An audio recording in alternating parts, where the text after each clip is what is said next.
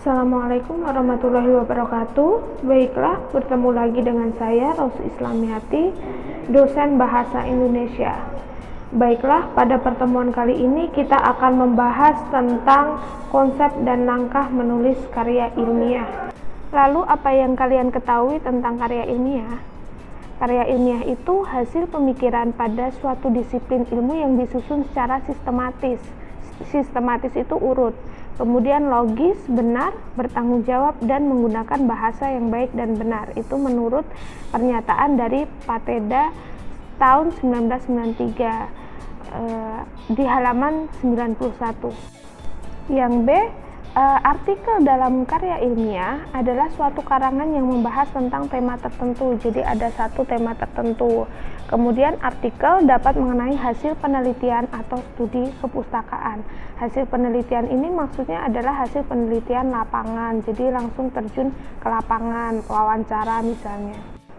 Kemudian penulisan artikel dapat digunakan untuk menyampaikan pikiran penulis terhadap realita, fakta, dan konsep yang ditemui di lapangan. Selanjutnya, panjang artikel dalam karya ilmiah antara lain 3.500 sampai 7.000 kata. Itu sudah termasuk abstrak dan juga daftar pustaka. Itu kalau jurnal ya teman-teman. Tapi kalau semisalnya karya ilmiah itu berbentuk makalah, paling tidak 15 sampai 20 halaman. Selanjutnya adalah penyusunan karya ilmiah atau standar penyusunan karya ilmiah. Itu yang pertama harus memenuhi kaidah penyebutan sumber tulisan yang jelas dan lengkap. Artinya ada catatan kaki dan juga daftar pustakanya, sumbernya dari mana. Itu harus ditulis. Kemudian yang B, memenuhi kaidah penulisan yang berkaitan dengan teknik mengutip atau semisalnya kalau di Fakultas Usuluddin dan Pemikiran Islam itu teknik mengutip di catatan kaki sudah tertera di pedoman penulisan skripsi atau tesis. Untuk materi tentang teknik mengutip sumber akan kita bahas pada pertemuan mendatang tentang etika dan format penulisan karya ilmiah. Di dalamnya termasuk tata cara penulisan sumber. Nanti kita akan buka proposal penelitian skripsi atau tesis Fakultas Usuluddin dan Pemikiran Islam. Selanjutnya, penyusunan karya ilmiah harus memenuhi penulisan kata, frasa, kemudian kalimat yang sesuai dengan kaidah bahasa Indonesia yang baik dan benar atau PUEBI ya. Ini menurut pernyataan dari Nasuca tahun 2009 halaman 53 sampai 54. Lalu apa aja sih jenis dari karya ilmiah itu? Yang pertama misalnya ada makalah. Kalau makalah itu sering kita kerjakan ya, apalagi mahasiswi Fakultas Usuluddin dan Pemikiran Islam. Itu kebanyakan tugasnya adalah makalah. Kemudian yang kedua artikel jurnal. Itu teman-teman bisa mulai dari sekarang untuk menyusun jurnal atau setidaknya belajar menyusun jurnal. Kemudian ada laporan penelitian. Nah, laporan penelitian ini bisa berupa misalnya teman-teman sedang mengajukan penelitian atau beasiswa penelitian. Nah, itu laporan penelitian itu merupakan satu karya ilmiah. Kemudian ada skripsi. Skripsi ini adalah syarat untuk lulus di perguruan tinggi untuk kalian bisa S1. Atau kalau sekarang itu beberapa universitas itu ada yang syarat lulusnya bukan lagi skripsi tapi artikel jurnal yang sudah terbit. Selanjutnya adalah tesis. Tesis ini adalah syarat untuk lulus atau laporan penelitian untuk lulus S2 atau master. Kemudian terakhir adalah disertasi. Ini adalah sejenis karya ilmiah yang digunakan untuk teman-teman bisa lulus S3. Baiklah, setelah kita sudah tahu apa aja sih jenis dari karya ilmiah itu, maka kita perlu tahu tentang apa tujuan penulisan karya ilmiah. Yang pertama, tujuan penulisan karya ilmiah bisa menyampaikan gagasan dan diajukan ke penerbit jurnal misalnya. Kemudian yang kedua, bisa juga digunakan untuk diskusi dalam sebuah pertemuan ilmiah, seminar atau workshop. Yang ketiga, untuk laporan suatu hasil penelitian. Keempat, yang biasa kita lakukan adalah untuk memenuhi tugas akhir mata kuliah.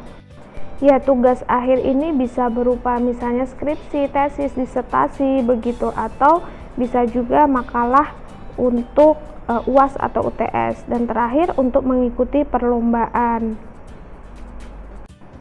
Lalu bagaimana sih langkah menulis karya ilmiah?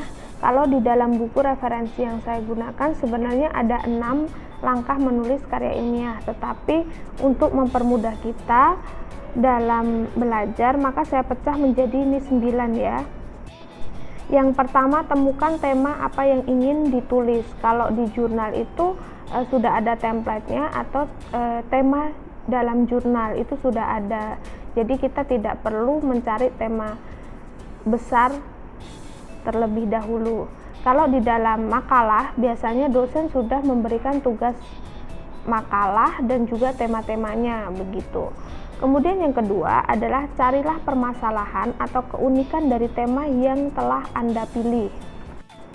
Apa sih yang dimaksud dengan masalah? Masalah adalah ketidaksesuaian antara yang terjadi atau realitas dengan apa yang seharusnya terjadi atau harapannya. Contohnya itu begini, yang seharusnya terjadi atau harapannya itu mahasiswa itu kalau jadi mahasiswa ya harus mau membaca begitu, tetapi yang jadi realitas atau yang terjadi itu mahasiswa sangat minim membaca, misalnya begitu. Itu adalah salah satu contoh masalah.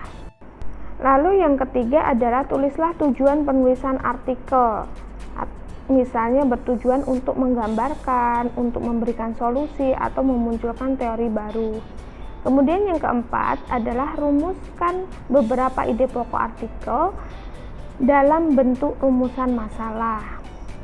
Kemudian yang kelima, carilah bahan atau referensi dari jurnal-jurnal mutakhir, misalnya 5 tahun terakhir jurnalnya sebagai bahan, atau misalnya dari referensi-referensi buku. Selanjutnya yang keenam adalah pengembangan tema dikuatkan dengan referensi atau data yang sudah diperoleh dari jurnal atau diperoleh dari buku itu tadi, atau misalnya diperkuat dengan data-data lapangan yang akurat kalau penelitiannya misalnya penelitian lapangan. Data lapangan itu jangan dibayangkan ya kita hanya wawancara ke misalnya narasumbernya, tetapi data lapangan itu kalau misalnya kita sedang melakukan penelitian atau ingin menulis karya ilmiah tentang kajian media. Nah, referensi-referensi yang ada di media, misalnya YouTube, atau misalnya berita-berita yang ada di koran, media online, dan lain-lain, kita terjun dan kita mencari data-data itu juga merupakan suatu penelitian lapangan. Yang ketujuh adalah membuat kerangka karangan. Jadi sebelum Anda atau teman-teman itu membuat tulisan atau karya ilmiah, kalian harus tentuin dulu kerangka karangannya. Setidaknya ada 3 kerangka karangan yang nanti akan kita bahas. Setelah itu kalian bisa menulis karangan, sudah bisa mulai menulis karya ilmiah.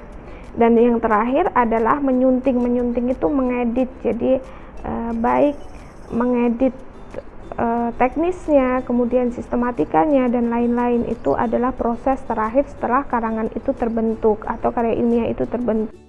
Nah, ini dia kerangka karangan. Nah, kerangka itu terdiri dari 3 bagian, yakni pendahuluan, isi, dan juga penutup. Contohnya misalnya, ini saya berikan contoh pesan perdamaian dalam novel Dan Damai di Bumi. Ini nama novelnya ya, Dan Damai di Bumi ini. Maaf jika belum saya miringkan tulisannya. Karya Karl May.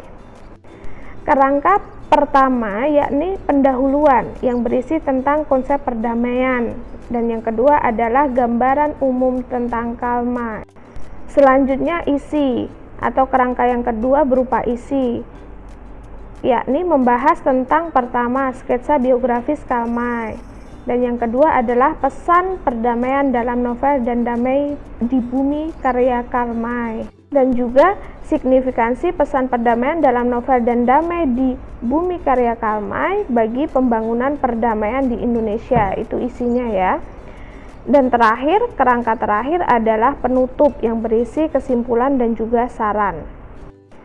Untuk lebih konkretnya kita lihat makalah sebagai contoh karya ilmiah itu ada 3 bagiannya. Nah itu tadi karangan atau kerangka karangannya ya, dan sekarang kita masuk pada makalahnya langsung.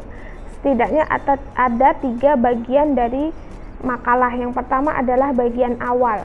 Bagian awal ini berisi sampul, daftar isi, dan juga daftar singkatan kalau misalnya ada. Selanjutnya apa sih yang ada di sampul? Ya sampul itu berisi judulnya, judul makalahnya itu apa, kemudian maksud ditulisnya makalah, misalnya untuk memenuhi tugas mata kuliah bahasa Indonesia. Kemudian nama penulis makalah, nama kita masing-masing, atau bisa juga nama kelompok jika makalah itu dikerjakan secara berkelompok. Setelah itu ditulis juga tempat dan waktu penulisan makalah, misalnya Fakultas Usuluddin dan Pemikiran Islam tahun 2021 begitu. Selanjutnya ada daftar isi yang berfungsi sebagai panduan tentang keseluruhan isi makalah. Jadi dosen sebelum membaca tugas makalah kalian bisa langsung baca daftar isinya, misalnya dia hanya butuh bagian isi, jadi langsung bisa kita lihat daftar isinya. Yang terakhir adalah daftar tabel yang berfungsi memberikan kemudahan kepada pembaca untuk mencermati tabel atau gambar secara khusus, itu kalau ada ya. Selanjutnya adalah bagian yang kedua, yakni bagian tengah makalah yang merupakan inti tulisan. Bagian tengah terdiri dari 3 bab, ada bab 1, bab 2, dan bab 3. Yang pertama bab 1. Bab 1 itu isinya latar belakang, rumusan masalah, tujuan, teori, kajian pustaka, dan sistematika pembahasan. Dan nanti output kita di dalam perkuliahan bahasa Indonesia ini paling tidak teman-teman bisa menulis bab 1, itu sudah cukup ya, atau yang kita namakan dengan proposal penelitian kalau bab 1 aja. Untuk bagian latar belakang, saya pikir teman-teman kemarin sudah saya jelasin tentang penulisan latar belakang, dan juga teman-teman sudah mulai praktik menulis latar belakang. Selanjutnya adalah rumusan masalah. Jika rumusan masalahnya itu 2, maka tujuannya itu juga harus ada 2. Kemudian teori kalau misalnya teman-teman mau pakai teori, dan kajian pustaka. Kajian pustaka itu adalah kajian-kajian sebelumnya atau tulisan-tulisan sebelumnya dengan tema yang sama seperti yang teman-teman tulis. Dan yang terakhir adalah sistematika pembahasan. Nah, sistematika pembahasan ini berisi tentang apa sih yang kita bahas di dalam makalah tersebut. Misalnya bab 1 kita membahas apa, bab 2 kita membahas apa, itu ditulis di dalam sistematika pembahasan. Selanjutnya bagian inti dari sebuah tulisan itu ada bab 2. Bab 2 itu yang berisi pembahasan, apa aja sih yang akan teman-teman bahas di dalam makalah itu harus dimasukkan di dalam bab 2. Selanjutnya adalah bab 3. Bab 3 itu berisi tentang kesimpulan sesuai dengan rumusan masalah. Kalau rumusan masalahnya 2, berarti kesimpulan itu juga ada 2. Jadi kesimpulan itu adalah jawaban dari rumusan masalah. Dan yang terakhir adalah kritik dan saran untuk kelanjutan penelitian ke depan. Jadi meskipun teman-teman kemarin sudah mempraktekkan bagian awal dari penelitian atau karya ilmiah yang berupa latar belakang, saya singgung sedikit ya teman-teman. Jadi di dalam sebuah latar belakang ada hal-hal yang perlu ditulis, yakni misalnya hal-hal yang melandasi perlunya makalah tersebut ditulis. Kemudian masalah atau topik yang akan dibahas, gambaran umum. Kemudian masalah yang akan dibahas yang memerlukan pemecahan lebih lanjut itu juga dijelaskan. Artinya paling tidak teman-teman menjelaskan sedikit solusi yang akan diberikan jika teman-teman mengajukan sebuah makalah itu untuk pemecahan solusi. Tetapi jika hanya memberikan gambaran ya tidak perlu dikasih solusi. Nah, tujuan penulisan itu ditulis sesuai dengan rumusan masalah yang akan diajukan. Kemudian yang terakhir harus ada hipotesis, setidaknya hasil dari penelitian atau gambaran awal dari penelitian. Masalah nanti penelitian itu akan berubah atau tidak itu urusan lain begitu. Yang penting di awal atau di latar belakang itu sedikit ada hipotesis atau gambaran hasil dari penelitian. Yang terakhir adalah bagian akhir berisi daftar pustaka dan juga lampiran. Kalau teman-teman ada lampirannya, misalnya lampiran wawancara, kalau misalnya itu adalah penelitian lapangan, atau lampiran pernyataan-pernyataan yang teman-teman kutip dari kajian media sosial misalnya, itu bisa dimasukkan ke lampiran. Atau lampiran juga bisa berisi tentang gambar-gambar ketika kita sedang melakukan penelitian lapangan, itu bisa juga digunakan di dalam lampiran. Kalau misalnya kajiannya kajian teks, maka teks itu bisa juga dilampirkan, teks yang asli atau teks yang utuh itu bisa dilampirkan di bagian lampirannya. Nah, mungkin cukup itu ya yang dapat saya sampaikan di dalam materi perkuliahan hari ini tentang langkah menulis karya ilmiah. Apabila ada pertanyaan, kita bisa lanjutkan via WAG. Atau teman-teman bisa ajukan pertanyaan di kolom komentar di YouTube ini. Mungkin itu dari saya. Apabila ada kesalahan, saya mohon maaf. Wassalamualaikum warahmatullahi wabarakatuh.